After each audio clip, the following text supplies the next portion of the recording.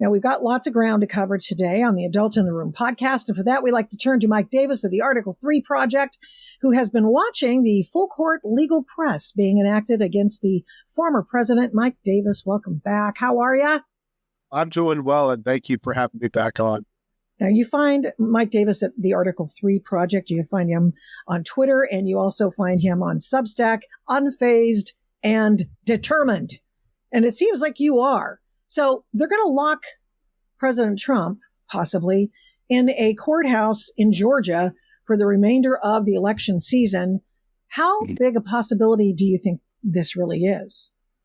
Well, I mean, this is clear lawfare by the Democrats against President Trump on 5 different fronts. It's clear election interference. We've been talking about this, Victoria, for the last year, going back to the Mar-a-Lago raid last August, the unprecedented, unnecessary, and unlawful home raid on a former president for having his presidential records, which is allowed by the Presidential Records Act. And these 5 fronts are this. We had Tish James, the New York Attorney General, filing a civil fraud lawsuit against President Trump for the non-fraud of a businessman paying back sophisticated Wall Street banks in full with interest. And then this Manhattan DA, Soros-funded Manhattan DA, Alvin Bragg, indicted a former president for the first time in American history and a leading presidential candidate for the non-crime of a businessman settling a nuisance claim. And then you have Jack Smith and Fani Willis bringing the indictment of the former president and the leading presidential candidate. It's actually Joe Biden, Merrick Garland, and Jack Smith indicting President Trump for the Mar-a-Lago documents, for the non-crime of the former president having his presidential records. And the Office of Former President, funded by Congress with secure office space, federally funded staff with security clearances, and Secret Service protection. Somehow that's espionage for the former president to have his presidential records when they ignore 5 stashes of stolen classified records that Joe Biden had in several different locations, moved several times, unguarded for years, and accessible by their Chinese agent, and almost certainly used by Hunter Biden to secure tens of millions of dollars in foreign bribes and other foreign corruption for the Biden family. It seems like every Biden was on a foreign payroll except for the 5-year-old granddaughter who Joe and Jill Biden just after years acknowledged. And so we have Jack Smith indicting for that. That's front number 3. And then lawfare front number 4 and 5, Jack Smith and Fani Willis indicting President Trump for the non-crime of a presidential candidate objecting to a presidential election, which is allowed by the Electoral Count Act of 1887. It's also allowed by the First Amendment to twist arms politically. If it were a crime to object to presidential elections, Democrats would be in jail for objecting to Republican wins in 1968, 2000, 2004, and 2016. This is the same stuff we've been talking about for the last year. We've been predicting this, Victoria, and here we are. And here we are. They waited 30 months to bring these charges, 30 months after President Trump left office to bring these charges. And then they say to these judges, we need to hurry up and have these trials right in the middle of the Republican primary and presidential election season. That right there, it makes it very clear this is about lawfare and election interference. This is not about justice. I've never seen anything quite like it. There was a playbook out early on in the Trump administration in which they gamed out all of this kind of stuff. And in addition to labeling all different groups, Act Blue and all these other ones that went out and took a piece of the puzzle that they needed to collect in order to make a big picture for the Democrats and a winning message. They also have this 65 Project and other lawfare groups out there trying to make the lives of the attorneys for President Trump very, very difficult right now.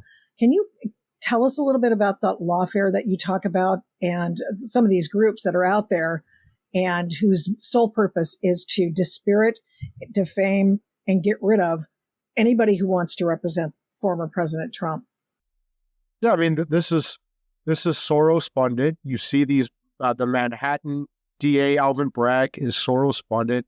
I think Fani Willis is Soros funded. This is lawfare by the Democrats.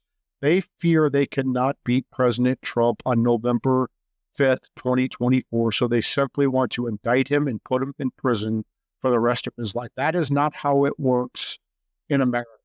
We have never been at this place, like you said, Victoria. This is what happens in third world Marxist hellholes like Zimbabwe and now New York, D.C., and Atlanta. And if I would say this to these Democrat prosecutors and President Biden and Attorney General Merrick Garland, I would say this to all of them. If they think that the American people are going to accept the fact that Democrat prosecutors and Democrat judges in Democrat hellholes like New York, D.C., and Atlanta are going to decide the next election instead of the American people, they don't know what's coming politically. Because if you just look at the polling, Victoria, the Democrats think this lawfare is going to take out Trump. All it's going to do is make him stronger, and we see that in the polling. Alvin Bragg's indictment of Trump won President Trump the Republican primary, and maybe that's what they intended because they thought he would be so weak and easy to beat. Jack Smith's first indictment of Trump put Trump within very close contention with Biden. I think Jack Smith's second indictment of Trump won the presidency for President Trump. And I think this Fani Willis indictment, because she's such a buffoon, as we saw at her press conference, and as you saw with her 41 felony charges against 19 co-defendants, including a White House chief of staff and a top Justice Department official that she does not have the legal right to bring criminal charges against whom she doesn't have the right to bring criminal charges in state court. This is going to backfire. It's going to guarantee that Trump's back in the White House after November 5th, 2024, comfortably by like 2 or 3 percentage points. The American people are waking up to this. They overplayed their hands, just like they overplayed their hand. These Democrats overplayed their hand during the Capitol confirmation. They couldn't just stick to Jack Smith's presidential records case, which Trump's going to win as a legal matter under the Presidential Records Act, but that was their best case. Instead, they had to bring in these 3 other indictments, right? Which just undermined what Jack Smith was trying to do on the records case. Same thing they did with Kavanaugh. They couldn't just stick to Christine Blasey Ford, who was lying through her teeth, but she was the best case they had. They brought in 5 other buffoons, including Michael Avenatti and Julie Swetnick and all these other clowns that undermined everything they do. I ran the dead chicken strategy against the lawfare against Kavanaugh to win his confirmation to send 4 Senate Democrats into early retirement. We could run the dead chicken strategy again to make sure that President Trump is back in the White House and send a very strong message that just like we're not going to let that Me Too mob have the presumption of guilt even when you prove your innocence, to destroy the lives of your brother, your father, your uncle, your son. Hell no, that's not how America's going to run. The same thing's going to happen here. We're not going to let these Marxists decide who's going to be our next president with their lawfare. They're bogus, lawless lawfare. And it may be bogus, it may be lawless, but it may work in the court of public opinion. But I have to go back because I don't know what the dead chicken strategy is. Perhaps you could explain it to us. Yeah, I love this. I clerked for Justice Gorsuch twice. Once when he was on the 10th Circuit, when I was a younger man, and then once when I was this decrepit, like 40-year-old, I clerked for him again to help him get set up on the Supreme Court 5 years ago. And so when you do a clerk, and I just did it for several months just to help him get set up, and then I let the younger, smarter clerks replace me. But when you do these clerkships with these Supreme Court justices, each one of the 9 justices has 4 law clerks. And each set of 4 law clerks goes and has lunch with each one of the 8 other justices during your term. And so the lunch with Justice Clarence Thomas was the best 2.5 hours, because he loves to have long lunches, the best 2.5 hours of my life, because he talked about growing up on the farm in Georgia. When dogs killed chickens, you would wrap those dead chickens around those dogs' necks. And as those chickens rotted around those dogs' necks, those dogs lost the taste for chicken. And I thought, you know what? This is a good tactic to use politically. So I used that during the Christine Blasey Ford nonsense against Kavanaugh. They couldn't, like I said, they couldn't just stick to Christine Blasey Ford. So each one of those new allegations that came in, those 5 allegations that came in, I just publicly released them and wrapped those dead chickens around those Democrats' necks and let it rot around those Democrats' necks. And then Kavanaugh got confirmed. We pulled the rabbit out of the hat and confirmed Kavanaugh, and 4 Senate Democrats got sent into early retirement the same election cycle in 2018 that Democrats won the House of Representatives. I think we can do the same thing with these 4 different indictments, and along with Tish James's civil fraud lawsuit against Trump, this 5-front lawfare. And I hope other Democrat DAs jump in and try to do the same thing to Trump, because each time they jump in, it just looks cheaper and more silly and undermines the prior indictment and undermines the prior indictment and undermines the prior indictment until the American people wake up and say, wait a second, this is lawfare. This isn't legitimate. This is lawfare to take out Trump. And regardless of what they think about Trump, they may have been Trump fans who are tired of Trump, or maybe they don't even like Trump. But guess what? They're not going to let Democrat prosecutors, Democrat judges, and Democrat juries in Democrat hellholes like New York, D.C., and Atlanta pick our next president. So good luck. But they are. They're going to try, but I think that they're going to wake up on November 6, 2024, and it's going to be like Donald Trump ran over their puppy with his lawnmower like he did in 2016. I think they're going to be stunned the morning after the election. I wish that he would, on this stump, talk more about his aspirations for America instead of his legal problems. That's the impression I think a lot of people have, that he spends a lot more time talking about, what they're out to get him. But we want to know, I would think, the court of public opinion would like to know what he's going to do to change things going forward. Not because we don't want to forget. I don't want to forget about what's going on against him. I think that's an abject lesson that everybody needs to see. But I also think they need to be inspired. No, I hear you. And he's put out a lot of substantive, inspiring policy pronouncements on his website. I've actually been pretty impressed, amazed, frankly, that he's run such a substantive, focused campaign this time. And he's putting out very serious, substantive policy pronouncements in these videos. And the problem is the media is not cover them, of course, because they just want to bash Trump. So anytime Trump wants to fight back and defend himself, which he absolutely should do, he shouldn't just roll over and play dead. Of course, the media is going to cover that and say that he's like being mean and threatening judges, which is just total nonsense. But I get your point. I agree with you and I think you're going to see that. I mean, I think I've gotten to know President Trump, and I actually think, he'll never admit when he's wrong and whatever. That's just Donald Trump. But I think he knows that he made mistakes in his first term. And I think he's learned from those mistakes. And I think he's going to come in as a much wiser, more experienced president this time, because I think he's learned his mistakes from the first time. He had a lot of accomplishments in his first term. Oh, yeah, absolutely. He had a lot of mistakes, and a lot of them were self-inflicted. Mm-hmm. He'll never admit it. That's not his style, but I think he's a different person this time. I wish that he would at least show a little humility and admit some of the things that, look, even an umbrella. Hey, look, I screwed up in some cases during my first administration. I'm not going to do that again, and here's how I'm going to fix that. Yeah, it'd be nice. A girl can hope. I grew up in Iowa, like Irish Catholic in Iowa, guilt-ridden Iowan, modest. I get that. Like, that would go a long way. It would. How old's Donald Trump? 75, 76 years old. I think we have to be realistic here. Okay. Well, as commentator Ben Shapiro put it, he goes, whether this amounts to a crime, what is being alleged in this Georgia Fulton County case, comes down to the question of whether Trump himself knew he had lost the election. If he believed he'd won, then all the other accusations against him fall away. And after all, it's not a crime to pursue a spurious legal strategy in furtherance of a delusion, as he put it. So even if you put the worst possible spin on it, it's not against the law to have an opinion. It's not against the law to object to a presidential election. It's not against the law for your lawyers to advocate novel legal theories.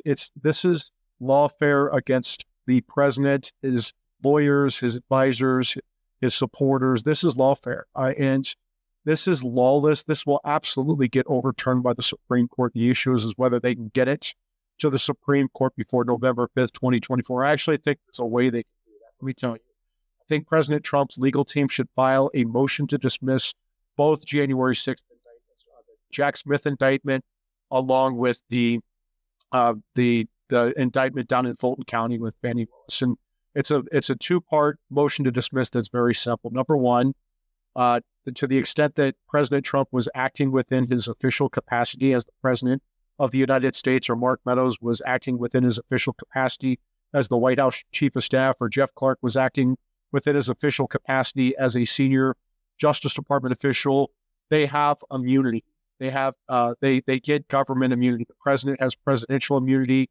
His advisors get immunity, and it is not under federal law. You could not charge federal officials for state crimes based upon what they did within their official capacity, even the outer perimeter of their official duties. That's the Nixon case that has been decided. I think it was back in 1982. This is long ago decided. You cannot charge the president or his top White House advisors or his senior Justice Department officials for acting within their official capacity, period, full stop.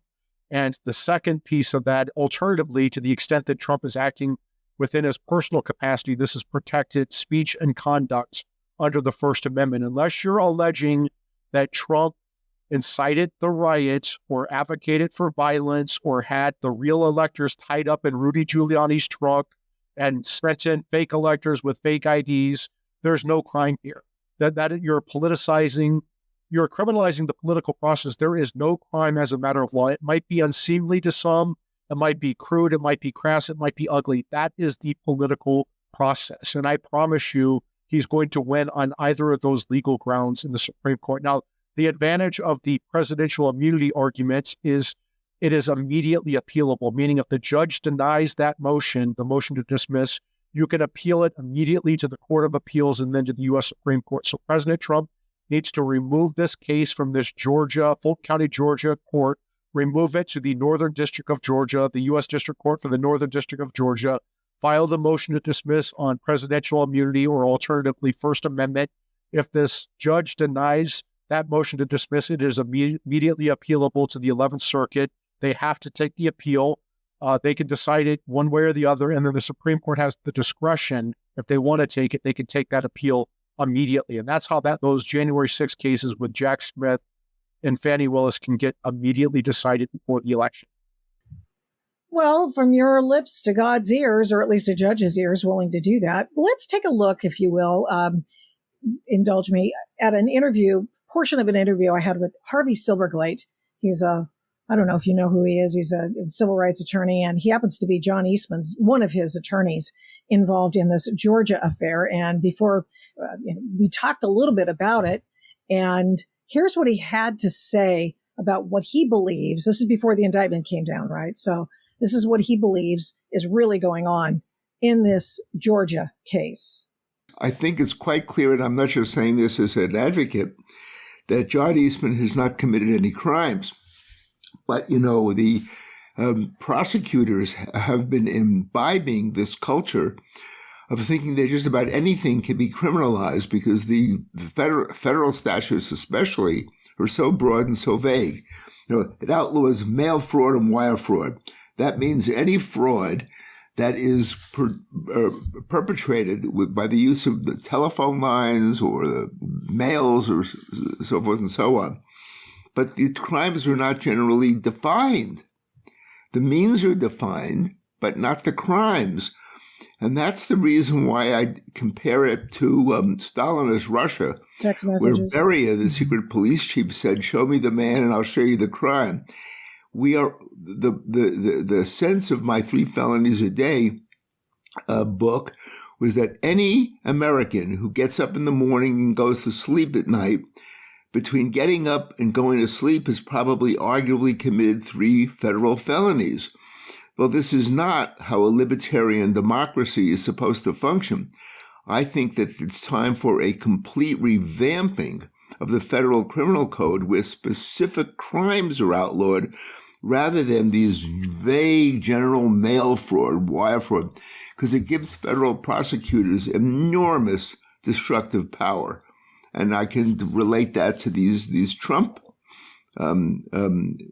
prosecutions. And let me tell you something else. Even if a reasonable analysis of the facts and the law show that Trump committed crimes, I think it is highly improper and unwise to be prosecuting him before a highly contested Republican primary that will then result in a presidential election. Because what it does is it's a crime against the voters, because it seeks to deprive the voters of the ability to reelect Trump if they want to. So that's Harvey Silverglate. He is not a conservative. He's a libertarian / old school lib. And this is what he has to say about it. And of course, now he's just horrified at what has happened to John Eastman. Well, what do you think? I mean, I agree with a lot of what he says. And I remember when I clerked for Justice Gorsuch when he was on the 10th Circuit back in 2006 and 2007, then Judge Gorsuch was always a fierce defender of a criminal's rights, their procedural rights and their substantive rights. And as a conservative judge, he took a lot of flack for that from other conservatives. And my response to those conservatives who gave him flack were, just wait, because when leftists take over the prosecutor's office, they're coming after us, and we're going to be the ones who need due process and need equal protection and need these constitutional guarantees that protect criminal defendants, because they're going to come after us. And sure as hell, here we are right now, after President Obama and Eric Holder weaponized the Justice Department against Republicans. They were the worst offenders.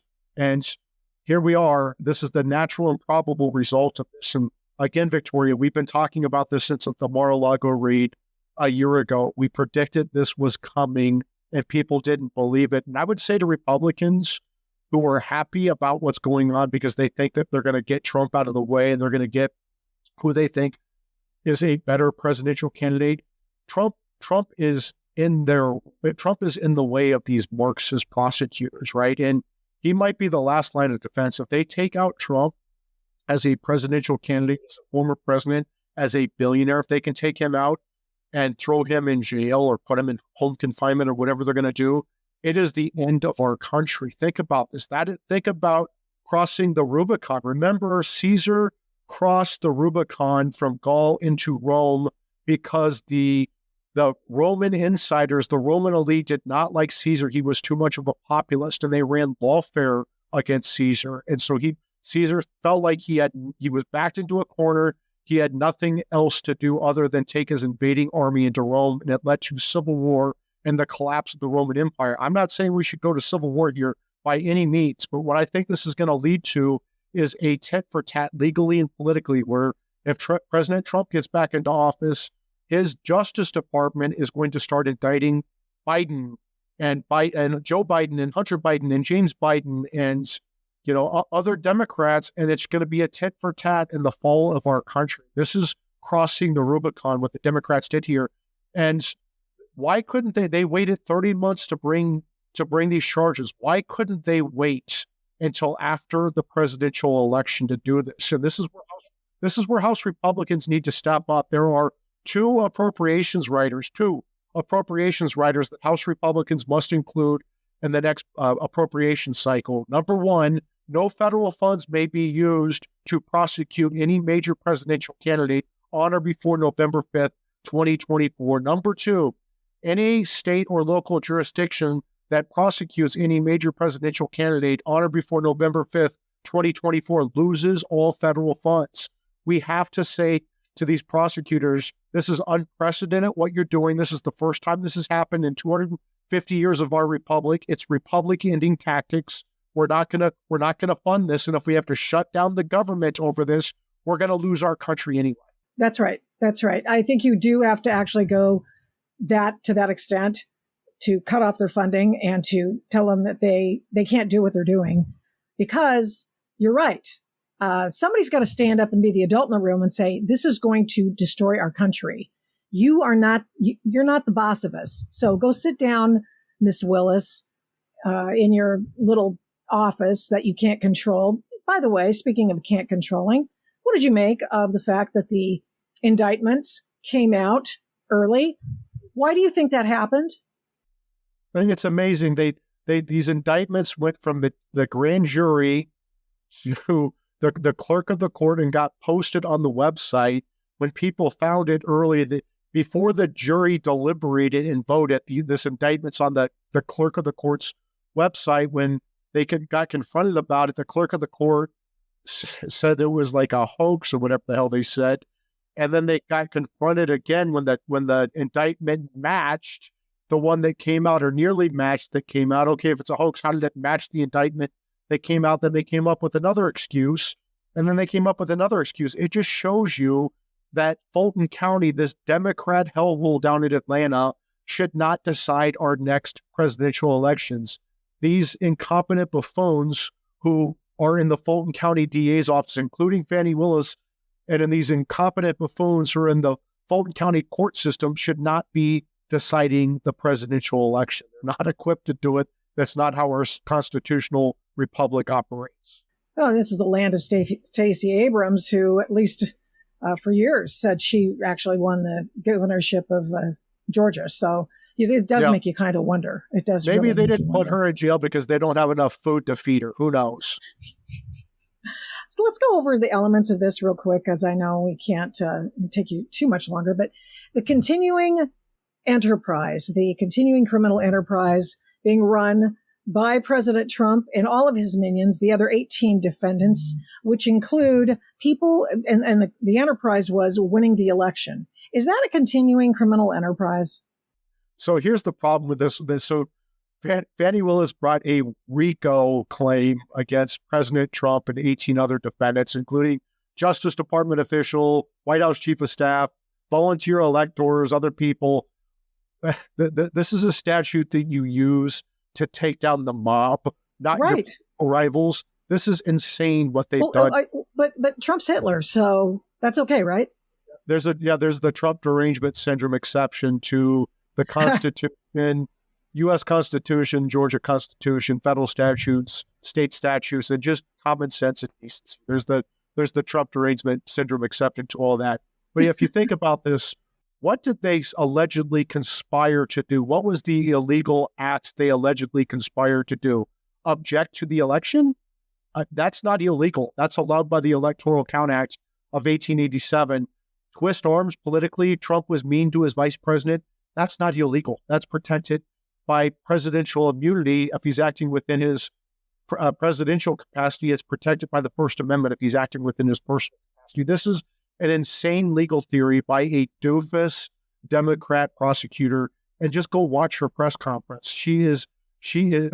Her indictments is loud, long, and lawless, as was her press conference. She is a total buffoon.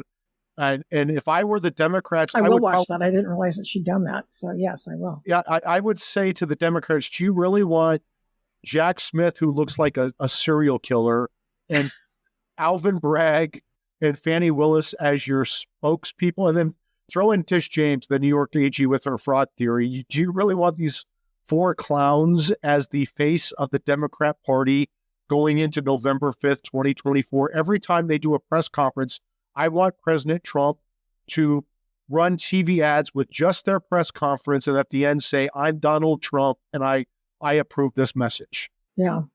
So we have this RICO statute that is, let's see, I think Margot Cleveland, who I like to read, said that this RICO claim is exceedingly weak. And even Andy McCarthy, who usually is wrong for a long time until he comes on board and goes, wow, these guys really are doing this. Holy shit.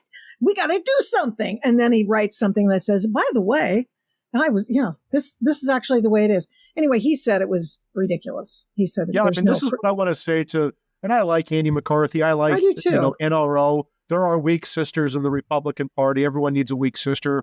But I would just say to our weak sisters in the Republican Party, whether it's Andy McCarthy or NRO or House Republicans or particularly Georgia Republicans, it seems like that these white Southern male politicians are the biggest cowards on the planet. They're so scared of being called racist that they just cow anytime Democrats tell them to cow. They're so weak. But I would say to our weak sisters in the Republican Party, I told you so. I told you since the Mar-a-Lago raid last August this was not ending well. And this is not going to end with President Trump, right? It's just like they're not just going after the conservative Supreme Court justices, Thomas, Alito, and Gorsuch, and Amy Coney Barrett. They are going after Justice Kavanaugh and trying to kill him, his wife, and their 2 teenage daughters in their home. They're going after the Chief Justice, for crying out loud, and his wife, Jane. This is not our parents' or grandparents' Democrat Party. These aren't liberals who love America and just disagree with conservatives on the best way to get there. They're not going to go back to the norms after Trump is gone. These are leftists. These are Marxists. They hate America. They hate free speech. They believe in censorship. They hate equality. They believe in equity. They hate due process. They believe in Me Too and throwing your political enemies in prison. This, wake up, weak sisters in the Republican Party. This is not going to end well. And the only thing they respect is power. That's all they care about is power, and that's all they respect. So House Republicans, Georgia Republicans, Andy and his weak sisters at NRO, time to show power. Take off the gloves, put on the brass knuckles, break their glass jaws legally and politically. I don't want to go to jail. I'm not advocating for violence because, that's we're going to have a big Tish coming after me or Aunt Fanny coming after me if I advocate for violence. I'm not doing that. How have they gone after you? Because I have to believe that if they're going after John Eastman, they're going after other attorneys for President Trump. They are going after allies of President Trump. I mean, can you be too far behind? I welcome them to come after me because you know what? There is no chance they will cow me. I will. Even if I am in the jail cell next to Donald Trump, there is no way they're going to muzzle me. So I dare them. I welcome them to come after me. I will make it the most miserable criminal prosecutions of their damn life. Well, I hope that President Trump's taken some notes on how to go about conducting himself as well as his legal. Do you have trust in his legal teams? I do. I think that President Trump is gearing up with some very good lawyers, both publicly and behind the scenes. I feel very confident that he's going to win these cases. He's going to win the January 6th cases, I think, early on motions to dismiss that may have to get resolved by the U.S. Supreme Court, but I feel very confident in their presidential immunity argument. And then I think that on the documents case, I feel very good with the Judge Cannon having this case in a Florida jury. There's no chance they're going to find him guilty on that documents case. And I feel very good that Alvin Bragg's case in New York is so insane that even a Manhattan jury is not going to go along with their insanity. I don't know. You got a grand jury to indict him. I mean, that's pretty ridiculous, too. So asking for redress of grievances is one of the things that is included in the Georgia indictment, attacking Jeff Clark for drafting a lawyer letter. I mean, what? Yeah, I mean, let me tell you this. I hope these people understand when President Trump's back in the White House after he shocks them on November 5th, 2024, and I am his acting attorney general. That's right. You're advocating for that, right? You're lobbying for that openly. No, I'm going to get it. During my 3-week reign of terror as his acting attorney general, I am going to indict, I'm going to fire, I'm going to detain, I'm going to deport, I'm going to recommend pardons for I have 5 different lists going, and I'm going to rain hell during my 3-week reign of terror. I'm going to leave office with my Trump pardon, and I'm going to just laugh because guess what? If Democrats want to run this lawfare, you're dealing with. So I was raised by Democrats. I was raised by these Irish Catholic bleeding heart Democrat parents, and so I know how these Democrats think, and I know how leftists think, right? So I can play ball. I can play ball, and I always say 2 wrongs don't make it right, but it makes it even. And I'm going to give them a healthy dose of their own medicine so they never, ever, ever even think about doing this Democrat lawfare against Republicans ever again. It's not just Trump. It's not just Trump's top aides. It's not just Trump's lawyers. It's not just Trump supporters. They're going after Christians praying outside of abortion clinics. They're going after parents outraged at school board meetings. Obama and his doofus Biden have destroyed our federal law enforcement and intel agencies. They need to be gutted. We need to start fresh. There is a lot to be done, and this next election is critical. Do you want Joe Biden or Donald Trump replacing Clarence Thomas on the Supreme Court, because guess what? If Joe Biden wins re-election, it's game over, America. There goes our God-given rights to speak, to associate, to worship, to protect ourselves. Well, you're absolutely right. Yeah. They're already coming for the little people. Yeah. Our entire republic is on the line on November 5th, 2024. And I hope Republicans, including our weak sisters in the Republican Party, like my friend Andy McCarthy and my friends at NRO and the Georgia Republican elected officials, I hope they understand how much is on the line on November 5th, 2024. Is there anything that he could be found guilty on? The reason I ask is because there's something on the order of 91 counts against him in all of these different cases. He could go to prison for years. I mean, if he were found guilty on even one. Yeah. And there are a lot of people out there. I just want to ask you how you go ahead, Mike Davis, and mollify people who think, or at least minimize or mitigate the argument that people say, well, he must have done something wrong. I mean, look at all these counts against him. He's obviously something, like he was a Russian spy, obviously. Well, it's what they did during Kavanaugh, where they couldn't just stick to Christine Blasey Ford. They rolled in 5 others, and it looks silly at that point. They have jumped the shark by not only going after Trump for his presidential records, their strongest case, even though it's protected under the Presidential Records Act. That's their strongest case. They brought in 3 more, including these utter buffoon cases by Alvin Bragg and Fani Willis. Like, come on. And then Tish James up in New York with her civil fraud case. That's why it looks silly. Just look at the polling, Victoria. It's backfiring on the Democrats. They are going to be stunned on November 6th, 2024, the morning after the election. Do you think that they're dictating this whole thing from the AG's office? I think it's coming from President Biden himself, his top White House advisors. Maybe Obama's involved. Merrick Garland's certainly involved. I know that President Biden is involved because Jonathan Sue, his deputy White House counsel, is the one who relayed to the National Archives before the raid last August in Mar-a-Lago that President Biden was waiving President Trump's claim of executive privilege. So President Biden personally green-lighted that home raid that led to the unprecedented indictment of a former president for having his presidential records. While President Biden had 5 stashes of stolen classified records, moved several times, accessible by their Chinese agent, unguarded for years, and almost certainly used by Hunter Biden to secure tens of millions of dollars in foreign bribes and other corruption. But we're going to appoint a compliance special counsel in the name of Robert Hur after Merrick Garland got caught secretly colluding with Biden for 2 months while he's going after Trump for his presidential records. We're going to appoint Robert Hur, this deep state WEMP special counsel from Maryland who hasn't done a damn thing, while Jack Smith has broken through every norm to go after President Trump.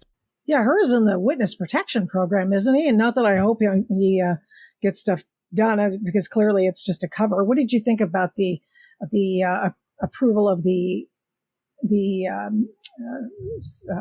special counsel in the Hunter Biden stuff? What did you think of that move? So David Weiss was handpicked by both Democrat home state senators. I was the chief counsel for nominations on the Senate Judiciary Committee when his nomination went through, and we had to let it go through because that's who the home state senators want. I have the letter that I posted on Twitter. David Weiss is a Democrat picked, and the Democrats picked very well because he's been covering for Joe Biden, Hunter Biden, James Biden, and the Biden crime family for the last 5 years. He has let the statute of limitations expire on key tax evasion charges to cover up key years that the Bidens were taking illegal foreign bribes and other corruption from China, Ukraine, Romania, other places around the world, tens of millions of dollars. It seems like, again, every Biden family member, except for the 5-year-old granddaughter who they refused to even acknowledge for 5 years, got money. David Weiss got caught by a judge who was actually doing her job and asked a basic question and unraveled the fact that there was a secret backdoor pardon in this plea agreement to give Hunter Biden essentially blanket immunity over every possible federal crime. She called this out. And so they appointed David Weiss as a special counsel so they can get this case moved out from Delaware, where they thought this judge was going to rubber stamp this sweetheart deal. And now they're moving the tax evasion case to D.C. and California. This is a cover-up. House Republicans need to move forward immediately with impeachment on Joe Biden for his corruption and his foreign corruption and his weaponization and politicization of his Justice Department, and for Attorney General Merrick Garland for being President Biden's wingman and accomplice. Oh, gee. I guess we'll leave it there. Pretty much covered it. And I see that you think that there are defenses against all of these cases, that President Trump could be found innocent or at least not guilty or get off or somehow. And I hope you're right. I really do, because I think this is a travesty. Yeah, I think Trump's going to win all these as a legal matter. It's going to take a while to get these to the Supreme Court. But as a matter of politics, the American people on November 5th, 2024 are going to shut down this lawfare by putting President Trump back in the White House. I mean, do you really think you'll get a say at what happens at the AG's office? Are you serious about wanting to be the AG for 3 weeks just to mess stuff up? Now, I mean, I don't think it's legally possible for me to be the acting attorney general, but it's quite fun because you have to be under the Vacancy Act. You have to be you have to be at the acting who's in line, or you have to be there for 90 days, a senior position. But it's you have to be in another Senate confirmed position. But it is quite fun trolling people, saying that I'm going to be acting attorney general. Love it. Thanks again, Mike Davis. But my best to you, and I hope people are taking your advice, because why not? Because the country depends on getting this right, and if they're getting it all wrong, we have to go after them. Thank you so much. Appreciate it.